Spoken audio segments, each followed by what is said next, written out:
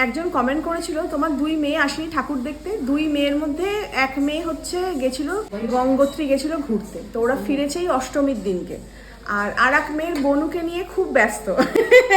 গঙ্গোত্রী গেছিল। যাচ্ছেন কেন আপনি, বসুন না, কি হয়েছে? গঙ্গোত্রী গোমুখ বেড়াতে গিয়েছিল। তো দেখো কি সুন্দর গিফট, ও যেখানেই প্রাপ্তিপুরি যায়, সে ছোটবেলা থেকে প্রাপ্তিপুরি, তো সব গিফট কিন্তু আমার কাছে আছে। তো এটা হচ্ছে আঙ্কেলের জন্য নিয়ে এসছে, আঙ্কেলের বার্থডে ছিল। আর তোমরা জানো মহাদেবের ভক্ত, তো তার সাকরে দেশে গেছে নন্দী।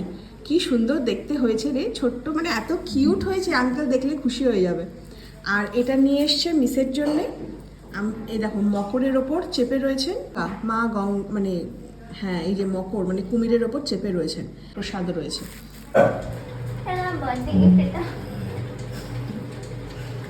তোমার লোকটা কোথায় গেল? লোকটা কোথায় গেল? এই দুটোকে আমি তাহলে গাড়িতে ফিক্সড করে দিতাম।